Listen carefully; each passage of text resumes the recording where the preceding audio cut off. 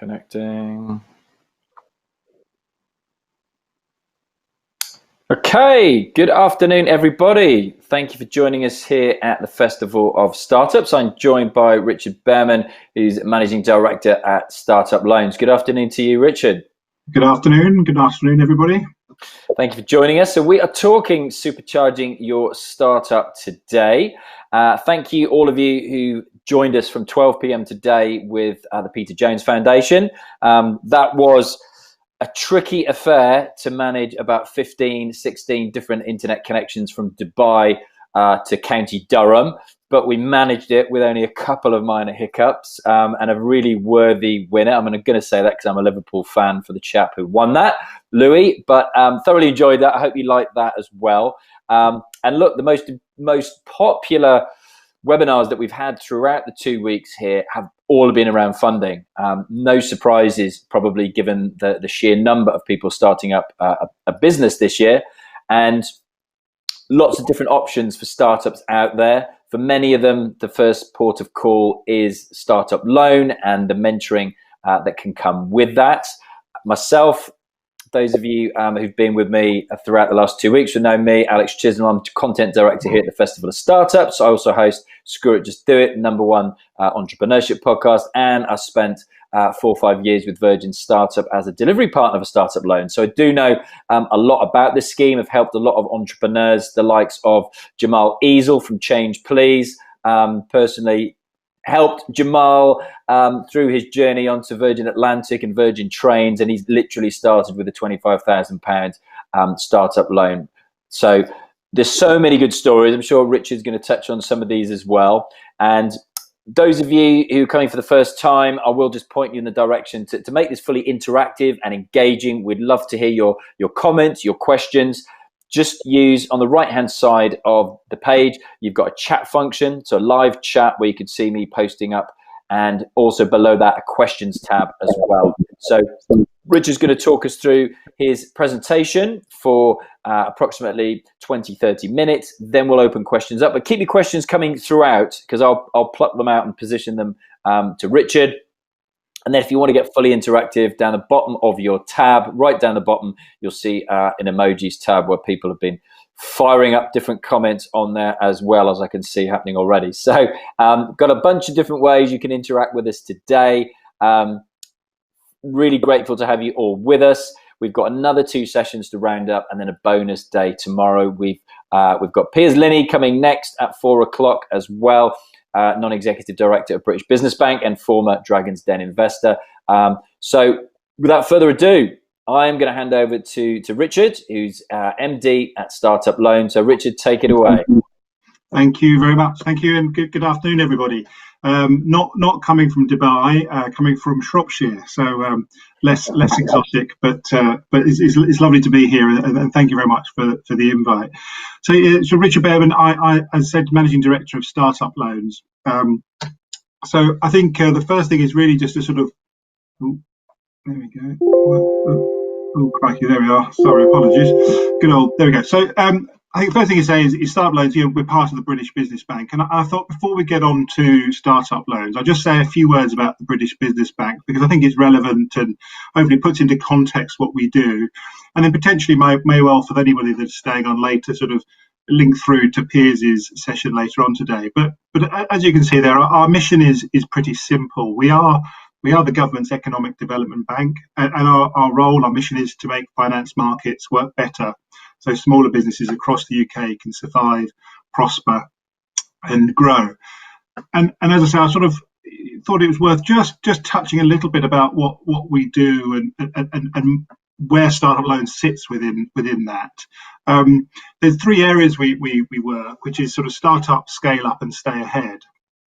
And as you can see, there's a number of areas in the sort of scale up, which is really much, which we're about those sort of supporting fast growth, sort of high growth, high potential businesses. So you've got a number of programs there that the British Business Bank supports. And then obviously stay ahead, which is more around sort of supporting businesses sort of to be sustainable and to maintain their momentum. And the other end of the spectrum, obviously, is the area I work in, which is startup. And it's really around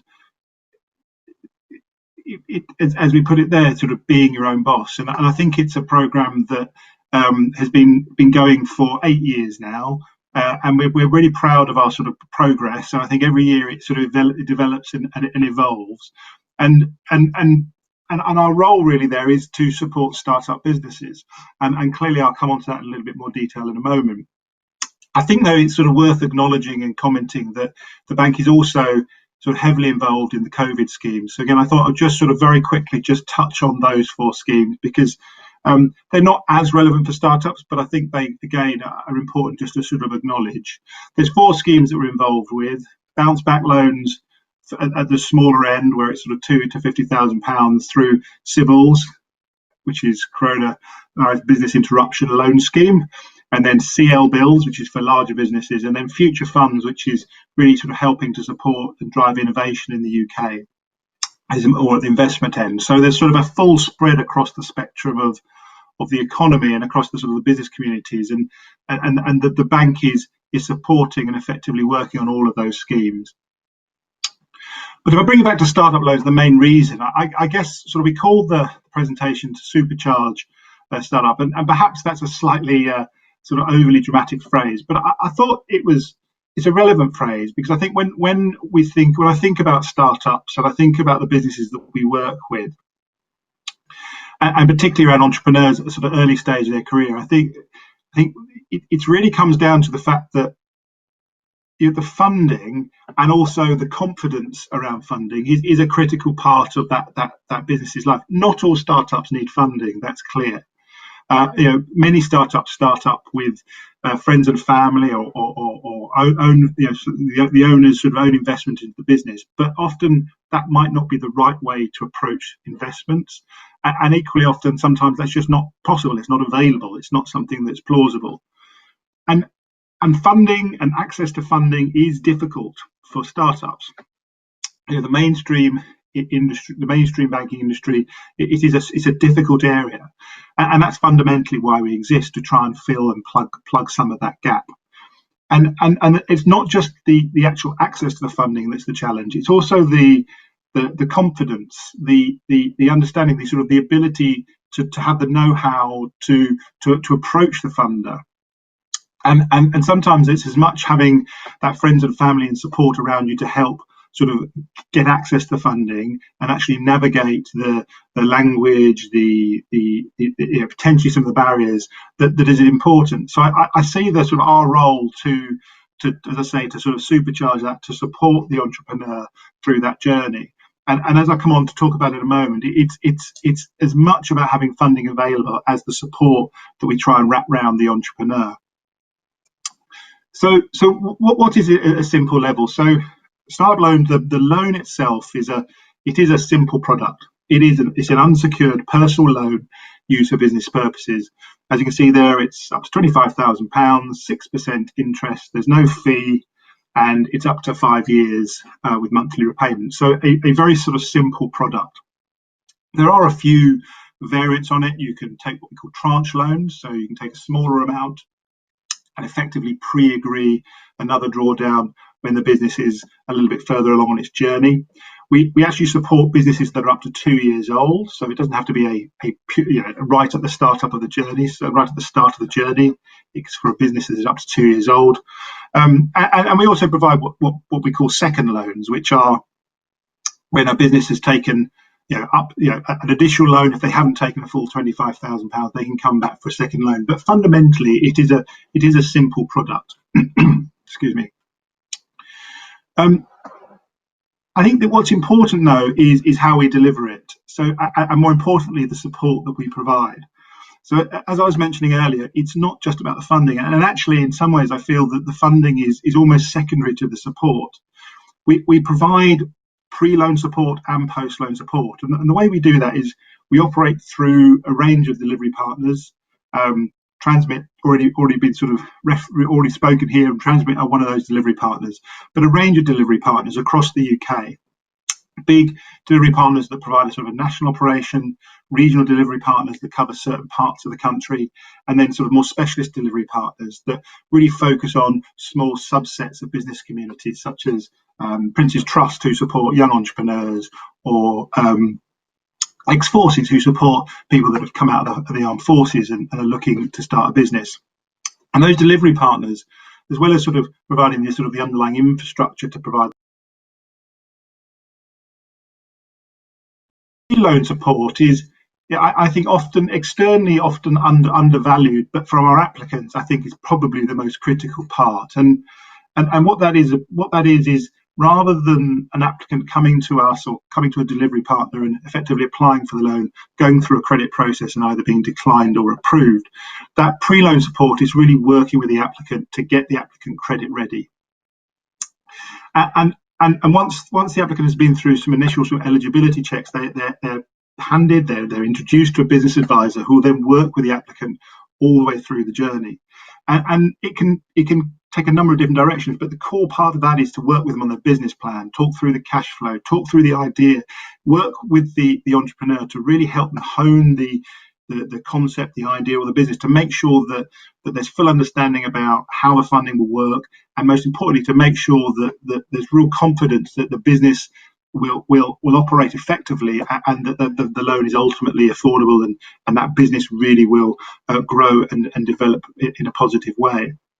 And that process, for some, it's sort of a very quick chat, and then everything sort of makes sense, everything works through, and it just plows on to the formal application. But for others, it can take much longer. I was sat, when we were back in offices, next door to one of our business advisors, because we have a small team of our own advisors as well as the delivery partners.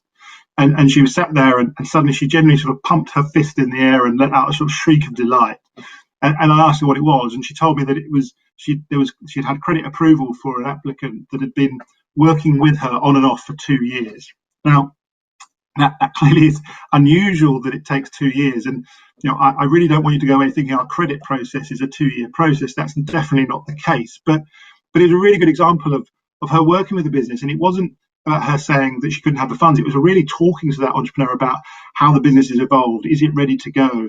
And the entrepreneur sort of went back, rethought their business, rethought their ideas, came back, and it was a sort of a long process of really refining down the concept until the entrepreneur was ready to apply, got the funding, and away they go. And that's really the essence of that sort of pre-loan support that we provide. The post-loan support, I think, is also important, and traditionally that comes through the form of mentoring. And so what we offer is, for the first 12 months, for that critical first year after sort of launch, or after the funding's been received, is that the business can have up to 15 hours of free mentoring provided through the delivery partner.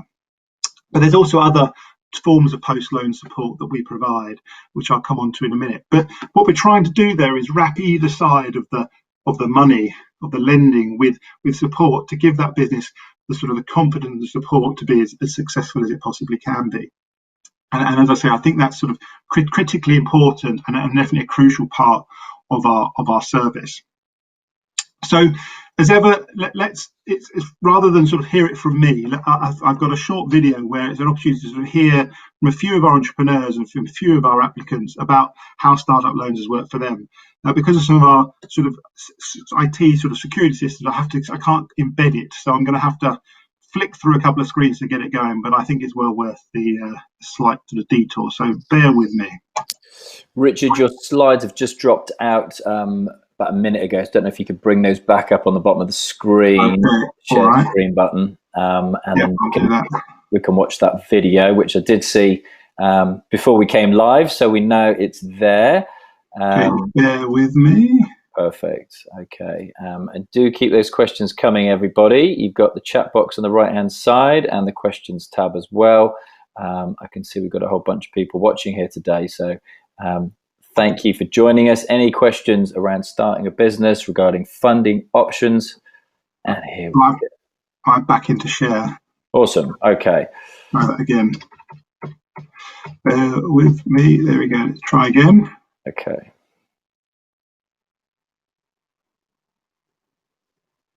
Great.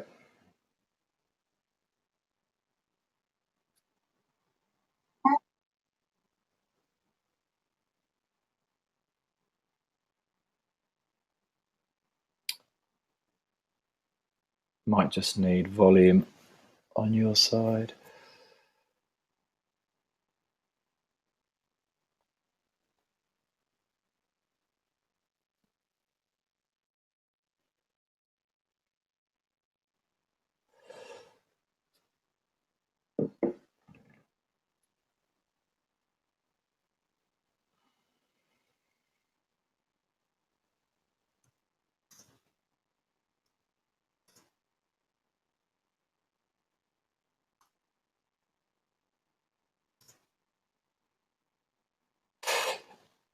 Yeah, the volume's not there, Richard. I don't know if you can see if you can bring it up and we can just replay. Oh yeah, it's down as mute on that secondary. Okay, we're just going to see if we can get Richard back. It's me. Whole fire, everybody. Thank you, Guy. Thank you, Inmon Limited, for letting us know, because I couldn't hear my end as soon as Richard went to share that video. The sound went. I could see it was on mute on there, and we've just lost him. So little connectivity issue coming from Shropshire. We hope that we're going to be able to get Richard back. In the meantime, had a couple of questions through regards funding. Here's Richard coming back in now. Can you hear me okay? Yeah, we can hear you perfectly. Yeah, all good. Again, or do you want me to carry on? Yeah, no, if you can, why don't we try and bring up your slides and get that video again? Because people are, just saw the comments, people are watching, people have got questions. So if we can get that back and maybe just that secondary source where the video was, just check that wasn't on mute, and we can... here we go. Okay, great. Okay.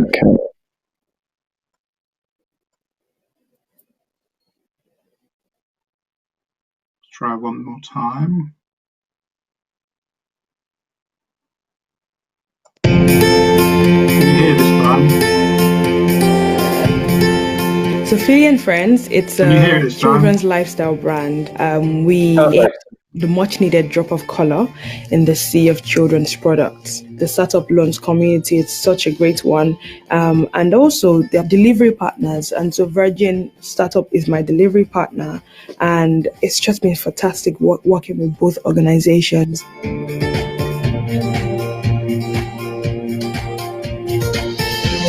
I feel really passionately that people do follow their dreams. I mean, I got the opportunity to bring my dreams to life.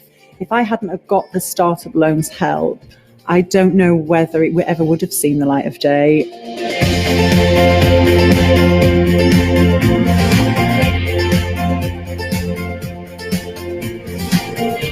The startup loans was completely intrinsic to getting me where I am now. I met with one of the officers who was amazing and very positive and loved the concept, understood where I was coming from, and we talked about how much I needed, and happily I got the loan that I needed, and here I am.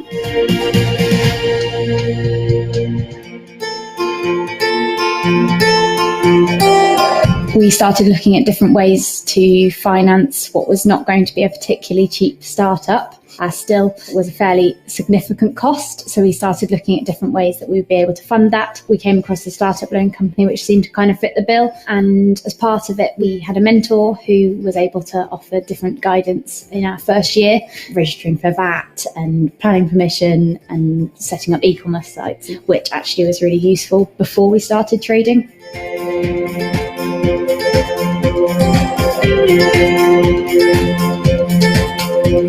So Startup Loans Company was something that I discovered. I just saw this and thought this is a wonderful opportunity for us to actually start our business. We've always wanted to. They work with you on your business plan if you need that help, and they support you in making the best application and giving you the best opportunity to secure the funds that you need to get your business off the ground. So the Startup Loan has really helped us to make our dream a reality.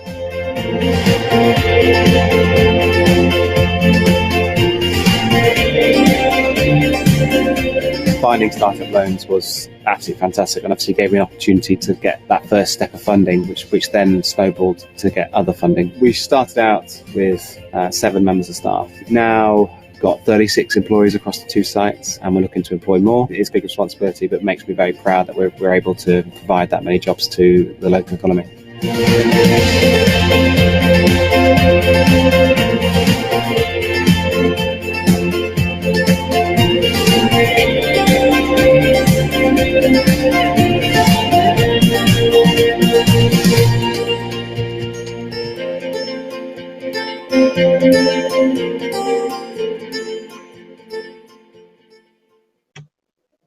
Perfect. So allow me, I just love the video. I watched it many times, and I think it says to me sort of, it just brings that little sense of pride that even in a very small way, if at Startup Loans we've been able to sort of help those and many other businesses, it's sort of, it's a little cheesy, I suppose, and it's a little bit cliche, but it makes, you know, what we do worthwhile. And I think it just brings to life, you know, what Startup Loans is about. And there's a few here, Jane, who you saw in the video, just call it out because it's sort of the pleasure of working with people and helping people that, you know, frankly come up with ideas. You know, I'd never heard of. I'm not even sure it exists anywhere else. But a paint throwing therapist, but something that's just innovative, it's creative, it's something different. I think, you know, if we can play a part in that, that's great. And Andrew, who, you know, clearly bike riding sort of huge explosion as an industry, as a sector, but finding a sort of a small niche within that growing sector where sort of running workshops and also distributing bike sort of kits really, and bike kits to sort of help people sort of make their own bikes. And you know, there's a business there that starts up and is now trading sort of 70% of its sales overseas. And I think that's you know, why I think startups is a pleasure to work with. And I think, you know, the energy that I certainly get from it is powerful. But if I bring it back to the sort of the purpose of the talk, is really how Startup Loans supports and hopefully does supercharge the entrepreneurs and startups. I'm going to sort of just finish off with a little more information around, again, the support, because as I've sort of said before, and I think it's sort of important to keep saying, is the funding is clearly critical, but I think it's that wraparound support that is where we really provide the added value. And another element of the support that we've actually launched this week, so I thought it worth sort of highlighting, is Learn with Startup Loans. So this is for all of our existing customers and new customers. And it's really looking at the fact that the mentoring that we provide is you know, it's hugely important to our entrepreneurs, but actually there's other ways of providing support as well. So we've partnered with the Open University, who are clearly a sort of a leader in distance learning, and we're working with them to really create and curate a selection of their entrepreneur and business courses and make them available, again, free for our customers, to help the customers sort of learn and develop as entrepreneurs. And I think it's that simple fact that, you know, when people start a business or in the early stage of the business, they clearly don't have they don't tend to have boards, they don't have to have departments, they don't have the support around them for people to pick up the areas that possibly they don't have the skills, or areas where they're perhaps not as confident. And I think if we're working with entrepreneurs, either through the business advisors talking to them pre-loan, or the mentors, or simply the applicants sort of self-select and find areas where perhaps they can sort of develop their own skill set, if we can provide sort of modules to help them with that, I think that would be hopefully hugely valuable. It's only just started, so we've got 40 modules available through a range of different sort of topics, and they range from sort of 2-hour sort of training sessions, or our training sessions, up to, I think the longest is an 18-hour, obviously dip in and dip out, but an 18-hour sort of course, and it's all part of that, trying to help those early stage businesses really have every chance of success, and to really give them that positive sort of springboard to grow and to be successful. It's something, I think this one particularly, I think, has a huge potential, and if it's received well, and I'm pretty confident it will be, there's clearly lots more we can do with Learn with Startup Loans. But it's just, as I say, the most recent example of the sort of support that we try and provide our entrepreneurs to give them the best chance of success. And then what's important, clearly the route to us is through the website, and you can either access that through our delivery partners. So if you go to one of the delivery partners, you can sort of go through them or come through our website. Doesn't matter to us. But the most important thing is that for us to share the fact that we're very much here. And I think, and in the current environment, I think even more important, because sadly, for reasons that are beyond people's control, there are lots of people that are in a position where they're starting a business perhaps earlier than they'd intended, or perhaps through circumstances, they're having to look at running their own business to the next step of their professional life.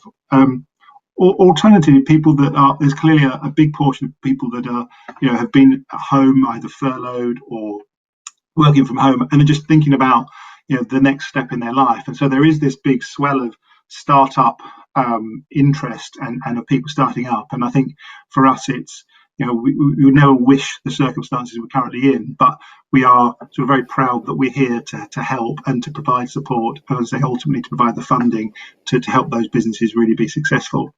So thank you very much for listening. My apologies, I got a little bit tech issue in the middle there. Hopefully it was not too distracting, but it's great to have had a chance to speak to you, but probably far more important to take a few questions. So I'll just stop screen sharing and get back into the main sort of area, and very happy to take questions. Thanks, Richard. Brilliant. Okay, so I will have a look at the questions we got for you.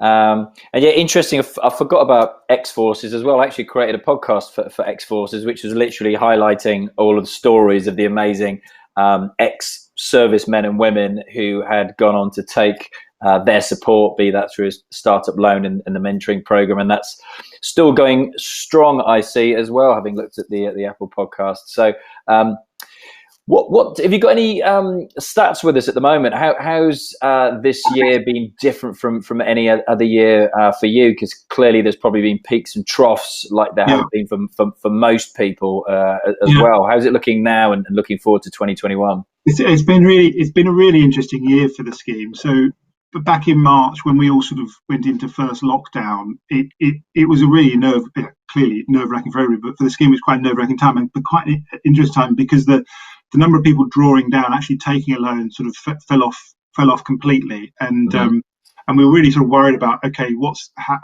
our role through this? But what was very clear at that time is, while the drawdowns disappeared, which was to be expected, because entrepreneurs clearly lacking confidence and wondering out what's happening and not wanting to take that step. What we also saw is huge levels of interest. So our website traffic sort of doubled, and then equally our what we call our registrations, which are people sort of transitioning from website into sort of actually expressing interest and formally sort of registering with us and starting to talk to us. That was also at record levels. And so we sort of, the first 3 months, sort of March of the kind of financial, of the sort of the COVID period, was unsettling. But we sort of had that feeling that actually that sort of build up would follow through into people sort of building their confidence. And then from July onwards, I think, a combination of businesses or people sort of deciding that actually they need to get on, or they've adapted their business, or they've built the confidence and been ready to launch. We've had record levels of drawdown. So, we're having a really, really strong year in terms of the number of people we're able to help, and that's just continued all the way through. So, it's great that we can kind of be in that position to sort of, as I say, help more people than we've helped for many a year. And I think we sort of expect that to continue into the future. I think you referenced it already. I think startups. There's a lot of people talking about startups, and there's a lot of startups, starting their journey, and we're seeing that level of interest just being maintained and continuing into the new year. And how has some of the other government initiatives come through and impacted at all the likes of bounce back loans and CBILS loans, that kind of thing? Have they sat alongside what you do? Have they impacted what you do? Well, I think to start with, it was one of the things we sort of were thinking, that perhaps bounce back loans and CBILS had sort of, that's perhaps was one of the reasons why we saw that drop off in people actually drawing down their loans with us.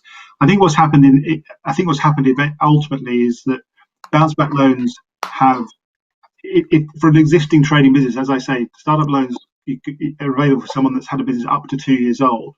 So for an existing business, I think it's probably common sense that most of them needing funding would have probably gone to bounce back loans first, because fundamentally it is a cheaper product, so it would make sense to go for that emergency COVID funding. So we saw a sort of a decline in the number of established businesses coming through to us, but as I say, it's almost been offset by a much bigger number of sort of, we'd almost call pure startups, the genuine sort of startups that are in their first sort of months of trading. So it has had an impact. It's changed the dynamic of what we're seeing, but it's more than, you know, sort of in terms of just volumes made up for by that surge in I shouldn't say proper startups, but startups at the start of their journey. And have you seen what sort of patterns have you seen? You know, has this been kind of reflected in what's happened in the economy with regards to different sectors? So I'm thinking, you know, like hospitality, whereas tech businesses, you know, AI, AR, VR, things like that.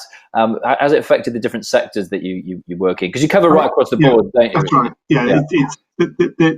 So we cover, you know, we're sort of sector agnostic. So we support all sectors. I think it clearly has had an impact. There's certain sectors that are obviously impacted more than others,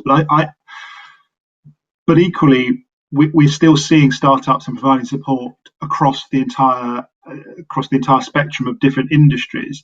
And I think what is interesting is actually just how those businesses are evolving, adapting quite quickly to the circumstances. And one of the sort of questions we think about internally is, you know, what's the quality of the, you know, do we have a, do we have a higher rate of sort of ultimately defaults or arrears, or what's the sort of, you know, are we worried about the quality of the debt? And actually, I think that the ones that are starting up now, to my mind, are actually in quite a strong position because they're starting up knowing what the new norm is. So they're starting up, as I say, people paused in that March through to June, July period, but then the entrepreneurs are adapting. And so you're now seeing business coming through with innovation and new ways of getting around the current problems. And I can only see that being to their strength when we do return to a bit of normality, because they've developed and evolved their business plans. And so, you know, the sort of sectors that you'd imagine were really struggling, you've got startups starting, but by just, you know, clearly using digital, but also being innovative in the way they're doing it. There was one particular business that springs to mind that is a baker's, and clearly, you know, it's an industry that's difficult, it's challenging, and so on and so forth. But they've started up, and they're using. They observed that what took place in the early months of sort of lockdown is sort of communities forming very, very, very much more powerful social media groups. So communities supporting each other through sort of social media and, you know, be it Facebook or other sort of groups where there's that sort of self-help kind of thing going on.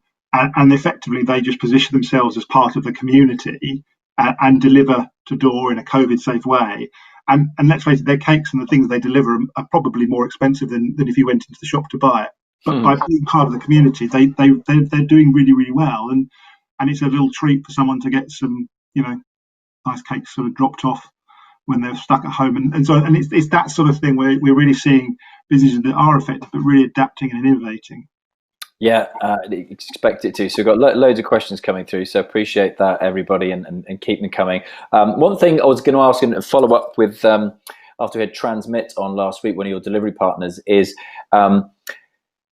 remind me, for those who've taken out a startup loan and so they've been impacted during the current crisis and they want to leverage some more buying, can they go back in and use the scheme? I think it used to be called a top-up loan back when I was working as a delivery partner. But yeah, maybe because that could be quite interesting for people, I think, as well, who aren't aware of that. Yeah, it's just. I mean, we call it now a second loan. So absolutely. Yeah. So if a business, let's say, taking a £10,000 loan, that they can come back and take a second loan up to the 25,000. So in that case, they can come back and get a £15,000 loan. Yeah. And it's broadly follows the same process, but it's a scaled back process because clearly we've already got a relationship, and so the sort of the underlying sort of mechanics of it is it's an easier journey, or at least it should be an easier journey for them. Great. Question from Tony, who says, would it be fair to say startup loans are only suitable for small, instant revenue generating businesses? I'm developing software, so I need to develop for approximately 1 year before I can begin generating revenue. And just remembering myself, remind us, Richard, for those who are looking to build like apps or any technology like that, because I remember seeing a lot of those type of businesses a couple of years ago coming through. Where do you stand with regards to that now?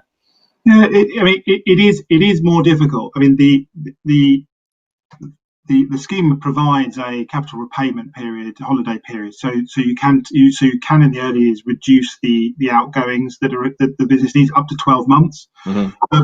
But but it is ultimately a sort of a term loan that's in some way parred against some form of cash flow that's coming in. So it is more difficult for businesses that are still in that sort of R&D or early stage sort of development, because you're not going to have that cash flow flowing through in the same way. Yeah. So I think it's a fair comment. It's not that we won't do it, and I think the important thing, I think the advice is to think about how that business operates, and ultimately, because it is a term loan that has repayments attached to it, it's trying to make sure that we're partnering up the business's sort of growth with the funds that come through. Mm-hmm. Great. And we kind of touched on this, but Guy asks, who's the founder of Target Student, asks, can applicants receive small repayment holidays upon receiving investment? So as I say, there's a capital repayment holiday that can be taken out up to 12 months at the start of the loan. Yeah. And that's sort of to do exactly that first year, because it's usually the challenging year to sort of reduce the outgoings. Especially the last year that we've had, if it happens to have been people's year one in business. Anna Paletti. Even that's interesting. So I think, as you said, that again, in the early days, we did see an increase in people sort of taking out that capital repayment, but even that started to decline. And I think that's another good sign that people are kind of getting their heads around what the environment is, and sort of saying, actually, I can launch my business with more confidence. Indeed. Tom's got a really good question. I like this one, from Software Engineer from First Principles, who asks, you obviously get a wide range of applicants. What common traits have you observed in the most successful businesses? That's a really good question. It is a good question. It's a difficult one to answer, but it's a good one. No, it's a good one. And I've sort of broadened it out. So for my sins, sort of worked in banking, and particularly in sort of small and medium-sized business banking for quite a long time, and I think it's always the big question is about what are the traits. I think that the traits for successful small businesses or startup businesses, I think there's something around, and again, this is a slightly sort of cheesy phrase, but it's sort of growing a big small business. So it's the mindset of the entrepreneur where they may be starting or looking after a small business, but some of their thought processes are the thought process you'd have as a big business, or the aspiration, or in some way there's that mindset. So an example would be, I met a few sort of very impressive sort of young entrepreneurs that surrounded themselves with kind of their amateur board. So they're conscious that they've got a skill set in a certain area, but what they've done is they thought, well, big businesses, they will have experts in legal or HR or marketing or whatever it might be, and that they've actually got a really strong set of almost advisors around them. They might be friends, they might be family, but they've kind of really identified their skill set, almost weaknesses, and surround themselves, and they've got that thought process of being a big business. Equally, I think the other sort of the best examples, it is businesses where you go and see them and you spend some time and you just think they're going to be successful, and it is that mindset of, I know where I am in the sort of the marketplace, but I know who my competition are. I'm not afraid to think of my competition are some of the really big people, and therefore I'm going to sort of think about how I can operate and take on a few things that they do and position myself as a big business. That would be some traits that I think I see regularly. Really good answer. And let's have a look here. So question, yeah, I mean, this is a good one. So what advice would you give to somebody actually who's thinking of applying? So it's a good question, given that we're still in the middle of our second lockdown. We've had bounce back, we've had CBILS. We don't know necessarily at this point in time what other economic support is coming from Rishi. Yeah. So startup loans, availability wise and time scales, I always think is a good question to maybe throw into that as well. Richard, you could, so those things, what advice could you give to someone applying for startup loans, and how long do you think the process could potentially be for them? Yeah, so I think the basic advice is sort of, and it's a little bit of the sort of the boring end of the spectrum, but I think what's important is to have that sort of business plan thought through, and I think because that is something, and it shouldn't be, and again, if I'm in any way sort of being slightly sort of patronising policy, but it shouldn't be something that's produced for the loan. Business plan should be something that's evolving and developing and should always be sort of part of the business. But having the business plan thought through is important, because that should start to give you a sense of, actually, do you need funding to achieve what you want to achieve? Is funding right for the business? But also, it's a key part of the conversation to get the credit. So I think having the business plan, it doesn't have to be War and Peace. I think it doesn't have to be something that's huge, but something that you can sort of talk through and help illustrate the sort of the concept and the business. And then that should then lead through to, again, it's the less exciting end of the spectrum for many of us, but that then leads through to something along the lines of a cash flow forecast, or something that kind of can demonstrate that by business plan, and that you then understand how that converts to cash, and ultimately how that cash can repay the loan. And that's kind of a fundamental sort of principle for applying for any loan. I think that's important.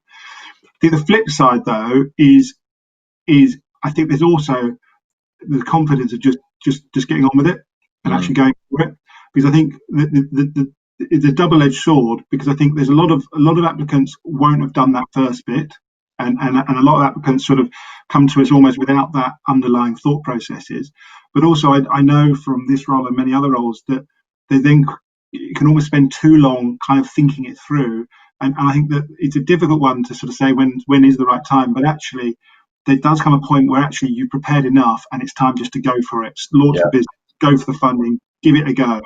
And I think the beauty of startup loans, as I was saying earlier, is we will work with you, and if it should never feel like a sort of, we should never really feel like the business advisor is giving a no. It's almost a not yet, or sort of no but, and almost that sort of sense of, look, go away, think about this, and come back. So we will work with the applicant if actually they have jumped slightly too soon.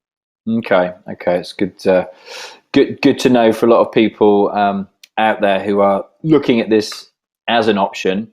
And what would you say, and how much has this changed, like the average amount? Because there's a question that I used to get asked all the time when I started out as a business advisor with Virgin Startup is, what's the average loan? Because people used to get those applicants who would always ask for the maximum, and then you'd ask them, as part of the process, to give you a breakdown of that in their financial forecast. Yeah. And of course, they would literally have, I don't know, a couple of £1,000s that they could invoice for, but the rest of it they had no idea, and it was just, I just need it for cash flow. And it's like, okay, we need a bit more planning behind what you're actually going to do with the money here. So I thought maybe you can frame that a little bit for those. We definitely get that. I think we get the other end of the spectrum as well. We get people, when you dig into it, you actually find out that actually they need more than they're asking for. And when you sort of ask the question, it's like, well, I'm asking for what I think I can get. Which is equally dangerous. So I think the averages is some, sort of across the scheme, the averages are somewhere in the sort of £11,000-12,000. That would be a sort of an average across the scheme. But I think in terms of advice, people, it does go back to that sort of business planning process of trying to work out what the business actually needs, because that's what ultimately the business advisor and then the credit process is almost looking for is, do you fundamentally understand what you need and understand what that's then going to cost you, and can you kind of put a fairly rational case together that this business is then going to be able to support that level of debt? And this is a good question tying in with that as well, which is, can we apply at any stage of the business? And we've made the point that you've got to be under less than 2 years. Can we apply at any stage of the business, or do you need us to reach a certain stage, such as confirmed product market fit or gain some customer base, etc.? And I remember, again, that is a very common question, or common conversations we used to have with applicants, is to try and demonstrate that there is traction in the business. So I'll let you answer that, obviously, Richard. It does come back to that sort of point that the business we are trying to get to the point where we're funding. So we try and keep it as flexible and as easy as possible. But the underlying sort of issue is we have to get comfortable that there is a business that is a live business, that is a business that is going to be starting to generate some revenue, because what we want to do is to make sure that when those first payments come through, that there's going to be some revenue coming through. So the business needs to be in that kind of live stage where it's it's got some revenue, or if there's revenue that can be easily sort of foreseen in the near future, is probably the best way of putting that. And we'll be as flexible as we can be around that. But fundamentally, what we don't want to do clearly is fund a business when that first payment comes, that the business is just hasn't got any funds to cover it. So we're trying to make sure that we're lending in the right way, and not because equally it's just as dangerous to lend badly as it is because it's not good. It's not a good outcome for the customer.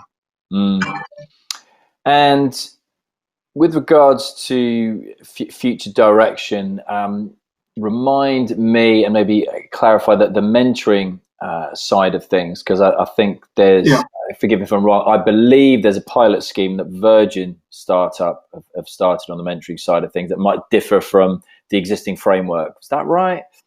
Yeah, so we're looking at mentoring across the whole piece. I think so. A lot of people really do appreciate that sort of fairly traditional one-on-one, set sessions of mentoring, and that's hugely valuable, and people really do appreciate it. I think it's actually a shame that more people don't take it up. I think one of the challenges is getting across the value of mentoring to someone who's never had it before, and I think that is something we have to work on. But also what we're exploring and Virgin are exploring, as our other delivery partners, is but what other forms of post-loan support can you give? So peer-to-peer mentoring, sort of digital training sessions, things like the Learn with Startups. There's other methods of providing support, and where I'd like us to end up being is that we've got a kind of a collage of different types of support that people can pick and choose, and actually mentoring is important, but there's also that ability to take other small pieces of support when it's needed. I think it totally makes sense, doesn't it? Especially given how the workspace landscape is changing as well, and how people consume content and how people actually meet customers now is going to be the same with regards to meeting their mentor and having that relationship. So it does make sense. And what do you think, some of the reasons that you think there's been such a surge in loans since the summer, and how far ahead can you kind of forecast in the midst of a pandemic when it comes to the quantity of loans that are coming in and the number of business advisors that can actually service those customers?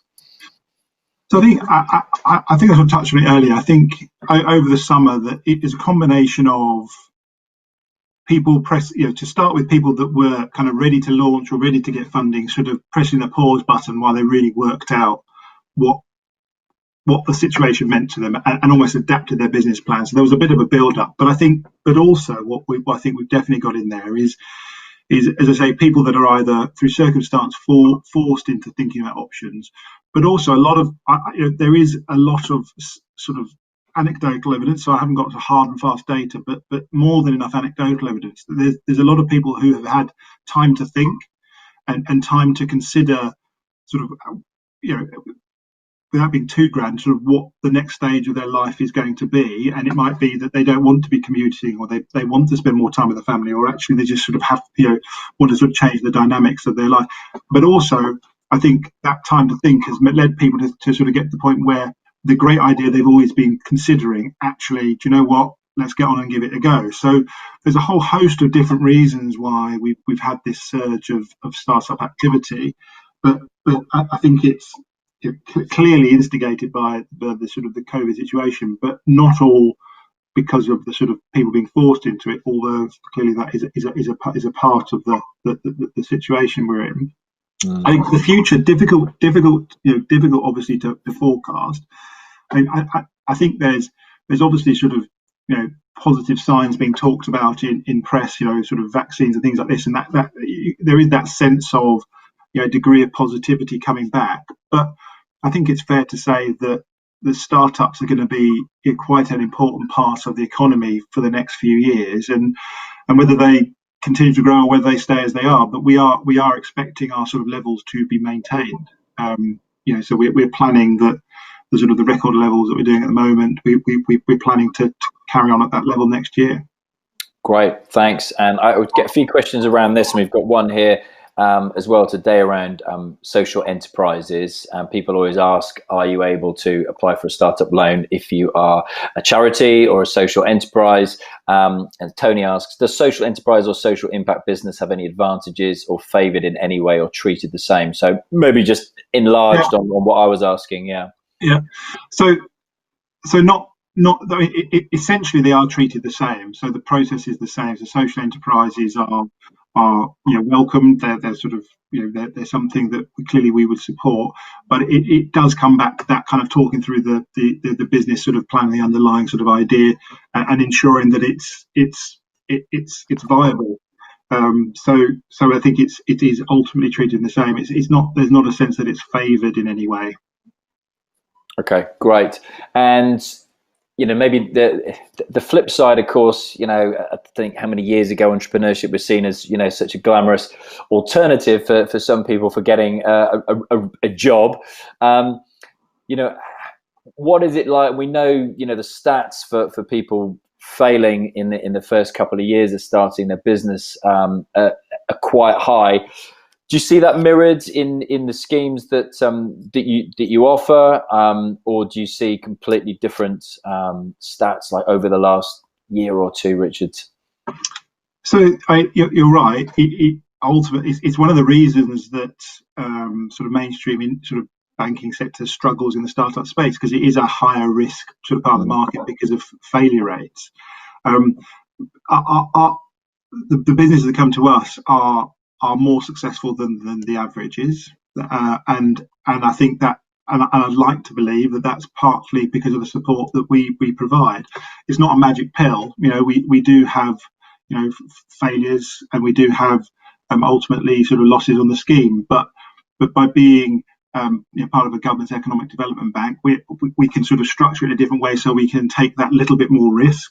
We still have to sort of control its public money and find the right balance between taking a little bit more risk to support more businesses, but equally be sort of considerate and careful with the funding that we've got.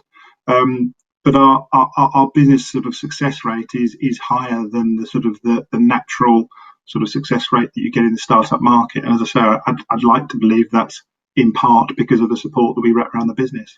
Yeah.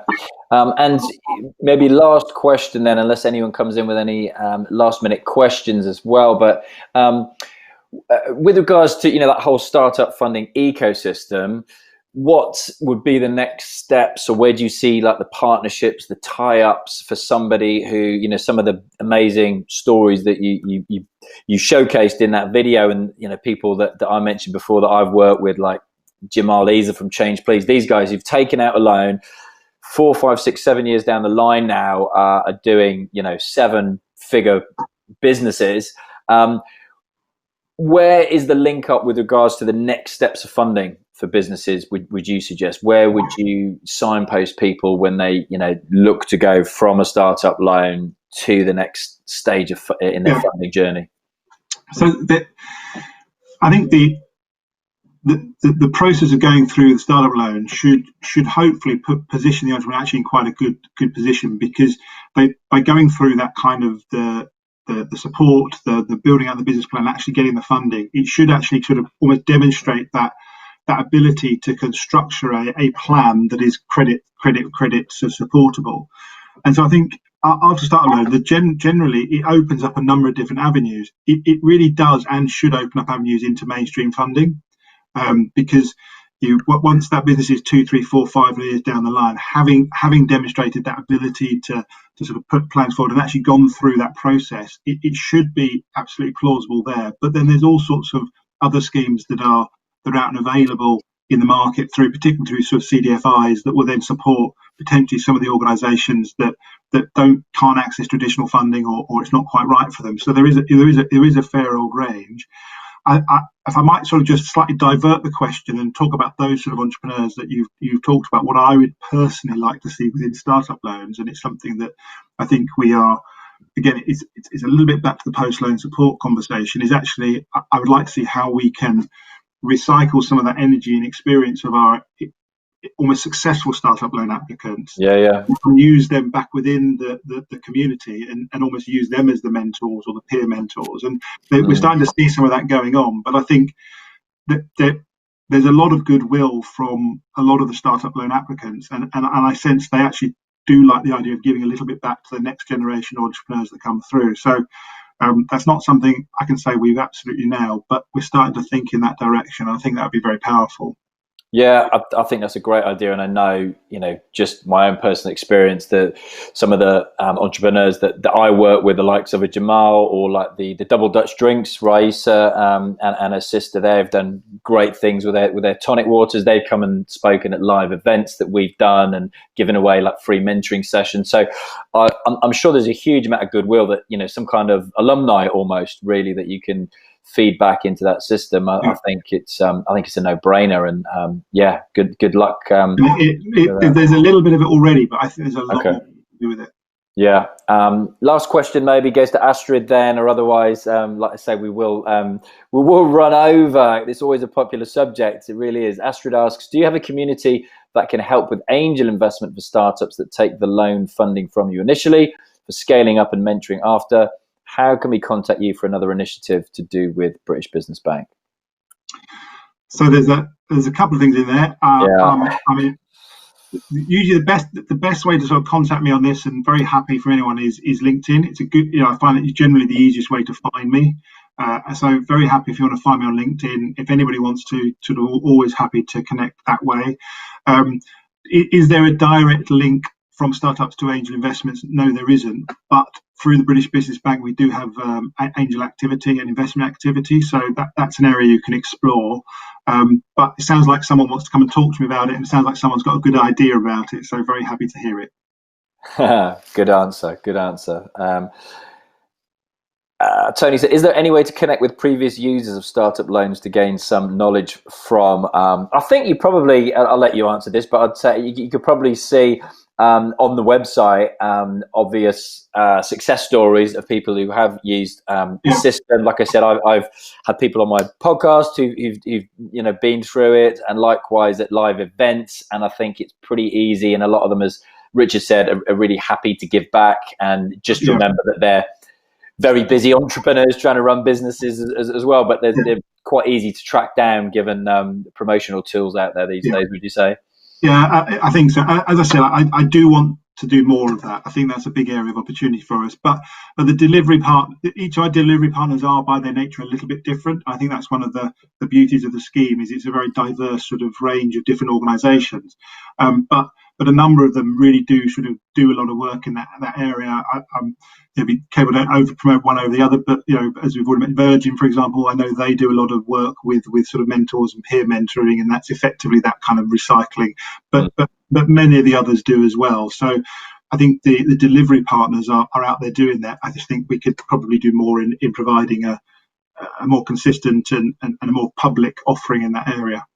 Yeah, and we actually just remembered we actually had a friend of mine, Sam Lahan, who was head of partnerships at Virgin Startup, talking last night as well. I completely forgot about that session. So we've had lots of links and talks right back through to startup loans in the British Business Bank as well. So look, thank you all for your questions. That's brilliant.